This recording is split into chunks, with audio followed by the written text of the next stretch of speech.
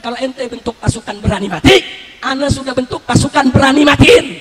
Kalau ada pasukan berani mati, terus nggak ada yang matiin, kesian nggak? Ya Allah. Karena Kiai Imad bikin pasukan berani mati, Pak Habib Rizik bikin pasukan berani matiin. Assalamualaikum warahmatullahi wabarakatuh. Indonesia sudah sampai pada kemerdekaan yang ke-79 tahun. Alhamdulillah. Semoga kedepannya negara kita bisa jauh lebih baik lagi teman-teman ya. Dan menjadi negara yang dilindungi oleh Allah Subhanahu wa Ta'ala dan diberkahi oleh Allah Subhanahu wa Ta'ala. Jangan sampai kedepannya negara kita dijajah lagi. Nauzubillahi min zalik. Ya, itu semua tergantung perjuangan pemuda-pemuda di masa sekarang ya. Jangan mau diperbudak, jangan mau dijadikan budak di negara sendiri oleh mereka-mereka siapapun yang mau menguasai negara kita. Penjajahan di era modern tidak selalu menggunakan senjata teman-teman ya. Semakin canggih zaman ini, semakin banyak penjajahan-penjajahan yang bukan lagi menggunakan senjata tajam. Yang paling berbahaya sekarang adalah penjajahan ideologi, penjajahan pemikiran, dan amunisi yang paling ampuh untuk menjajah pemikiran seseorang ialah membuat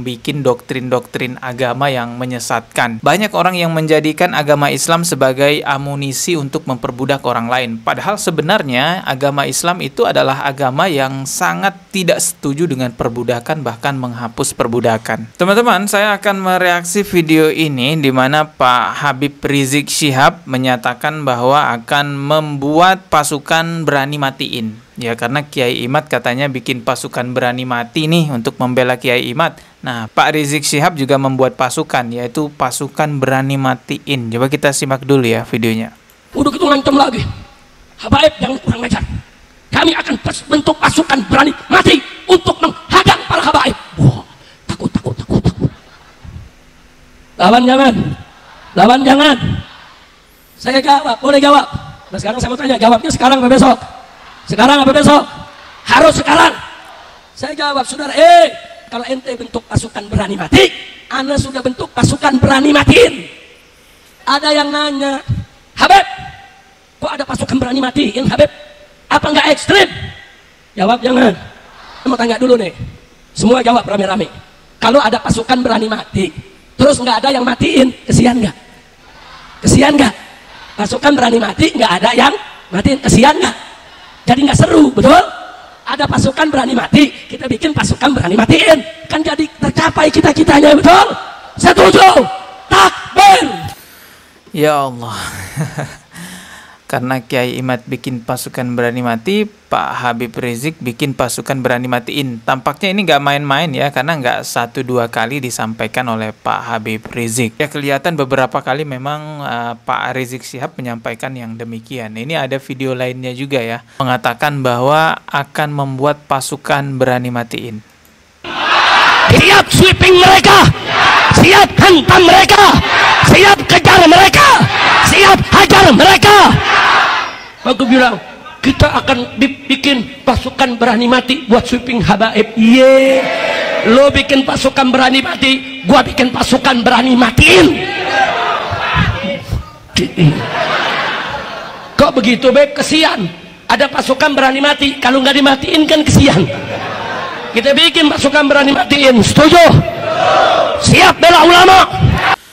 Saya harap pemerintah Indonesia segera mengambil alih mengenai konflik nasab ini, karena kalau tidak diambil alih akan semakin luas dan dikhawatirkan nanti akan memakan korban jiwa yang sangat banyak. Yang akan jadi korban jiwa ya bukan yang di atas-atasnya, tapi orang-orang yang ada di bawah, yang jadi muhibbin ataupun yang jadi pendukungnya Kiai Imaduddin. Karena yang tawuran itu nggak mungkin ya, nggak mungkin Kiai Imaduddin dengan Habib Rizik turun ke lapangan duel gitu, tawuran kan nggak mungkin, pasti pengikut-pengikutnya. Contohnya saja yang baru ini ya sudah terjadi di Karawang kan, kita lihat yang turun ke lapangan siapa coba? Itu semua kan pengikut-pengikutnya yang bentrok seperti itu. Dan pada akhirnya yang ditangkap polisi ya siapa? Ya pengikut-pengikutnya itu yang jadi muhibbin, yang jadi pendukungnya Kiai Imaduddin. Kasihan sebenarnya, padahal bisa jadi tuh muhibbin yang tertangkap itu adalah tulang punggung keluarga, ada anaknya di rumah, ada istrinya di rumah yang perlu dinafkahi. Tapi karena ikut-ikutan masalah konflik nasab ini, dia membela bukan dengan ilmu, melainkan dengan otot, tawuran, persekusi dan lain sebagainya, main fisik, akhirnya ya tertangkap. Ya inilah hasil dari seruan para petinggi-petinggi polemik nasab yang berdebat nasab. Mereka di atas panggung mengatakan, wah kami bikin pasukan berani mati, yang satunya bikin pasukan berani matiin. Anda sudah bentuk pasukan berani matiin. Ada yang nanya, Habib, kok ada pasukan berani matiin Habib? Apa nggak ekstrim?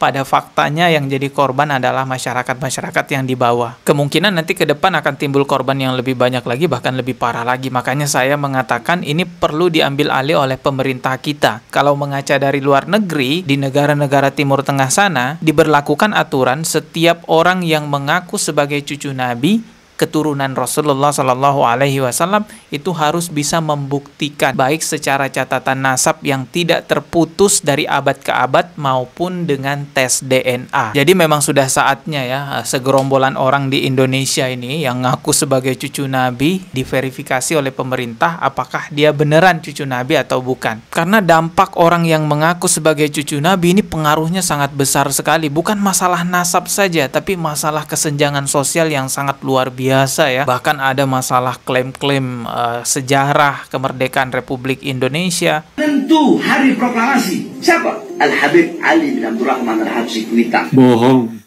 Gue belum nanya pada dia bohong. Bohong juga tuh bro. Pasti bohong ya. Pasti bohong. Ada juga masalah klaim-klaim kuburan ya, kuburan-kuburan waliullah, kuburan-kuburan pahlawan pribumi malah dicatut nasabnya sambung kepada mereka padahal nggak ada hubungannya sama sekali dengan mereka. Ada juga yang berpendapat ini stop saja, nggak usah dilanjutkan polemik nasab ini. Ya udah nanti timbul perpecahan, biar nggak ada perpecahan stop, jangan pernah bahas-bahas lagi masalah nasab. Pendapat seperti itu kelihatannya kayak bagus, kayak mau mendamaikan, tapi sebenarnya itu adalah pendapat keliru. Karena sama aja kita mewarisi konflik, kita mewarisi masalah kepada anak keturunan kita nantinya. Kalau kita stop di masa sekarang polemik ini, bisa meledak lagi di masa anak cucu kita nantinya yang lebih parah lagi. Makanya ini sudah muncul di masa sekarang, ya selesaikan di masa sekarang. Dan tentu penyelesaiannya bukan dengan otot ya, tapi dengan ilmu. Ya, saya juga agak miris, agak gimana ya, agak nggak habis pikir juga kok bisa Habib Rizik bilang kami bikin pasukan berani matiin. Itu kan kesannya kayak mau ya menghabisi orang ya. Lo bikin pasukan berani mati, gua bikin pasukan berani matiin. Kok begitu Beb? Kesian. Ada pasukan berani mati, kalau nggak dimatiin kan kesian.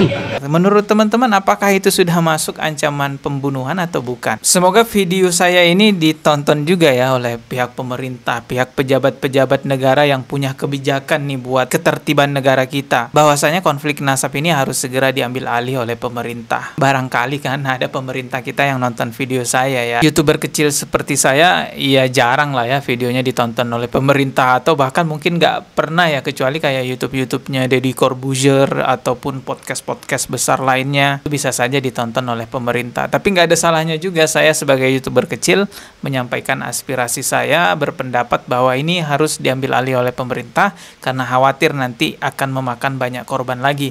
Karena kita udah lihat kan, satunya bikin pasukan berani mati, satunya bikin pasukan berani matiin. Dan yang perlu kita harus kedepankan juga, ingat teman-teman ya, yang ada di kubunya Kiai Imaduddin, yang ada di kubunya Ba'alawi, ini sama-sama saudara. Kita tuh sama-sama saudara. Kita sama-sama menginginkan kebaikan, hanya saja timbul kesalahpahaman, ketidakcocokan, makanya diselesaikan dengan sebaik-baik mungkin. Bukan dengan mati-matiin gitu ya. Mari selesaikan ini dengan ilmu. Kita ketemu lagi di video berikutnya. Subscribe dan juga loncengnya ditekan sebagai notifikasi. Wassalamualaikum warahmatullahi wabarakatuh.